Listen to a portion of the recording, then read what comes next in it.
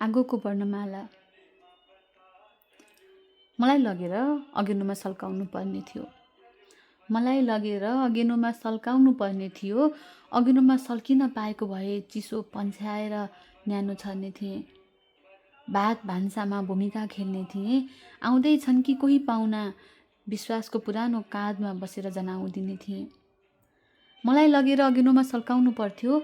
अगेनोमा सल्किन पाएको भए चिसो पन्छ्याएर न्यानो छर्ने थिएँ। भात भान्सामा भूमिका खेल्ने थिएँ।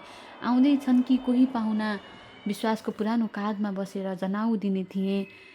मेरै ओठलाई छोएर सल्कने थियो पानस, जसको उज्यालो आँखा मागेर तिमीले छाडी जाने प्रेमिकाको तस्बिर फेरि हेर्न सक्ने थियौ। मेरै ओठलाई छोएर सल्कने थियो पानस, जसको उज्याला आँखा मागेर तिमीले छाडी जाने प्रेमिकाको तस्बिर फेरि हेर्न सक्ने थियौ। आधा लेखी छाडेको कविता पुरा गर्न सक्ने थियौ। कहाँ थन्काइ राखिएको थियो नारायण गोपालको धुन भरिएको क्यासेट, खोजखाज गरेर एक रुनको विरह सुन्न सक्ने थियौ। मै पनि खुब कुरूप भइसकेथेँ। सल्किँदा सल्किँदा बाटो दोबाटो र सडकहरूमा अगेनोमा सल्किन पाएको भए एक हरफ अरू थपिने थिएँ बाँच्नुको सार्थक कविता। मै पनि खुब कुरूप भइसकेथेँ। सल्किँदा सल्किँदा बाटो दोबाटो र सडकहरूमा अगेनोमा सल्किन पाएको भए एक हरफ अरू थपिने थिएँ बाँच्नुको सार्थक कविता। शङ्कालु आँखाहरूको भित्तामा विश्वासको एक कुचो रङ अरू पोत्न सक्ने थिएँ। तर के गर्नु, कुनै देशभक्त नौजवान प्रहरी जस्तो छु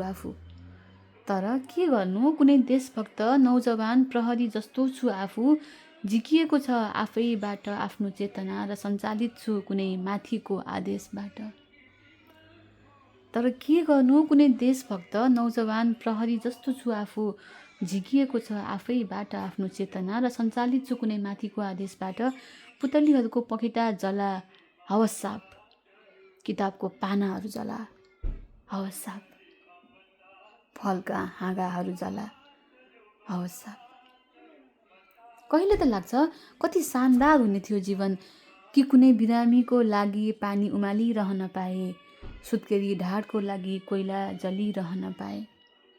कहिले त लाग्छ कति शानदार हुने थियो जीवन कि कुनै बिरामीको लागि पानी उमालिरहन पाए, सुत्केरी ढाडको लागि कोइला जलिरहन पाए। सल्कनै परे पनि जङ्गलमा वनभोजमा रमाइलो पकाइरहन पाए, वा विचारको मन्दिरमा सल्काइदिन पाए दियो, अथवा आशाको पूजा कोठामा सल्काइरहन पाए अगरबत्ती।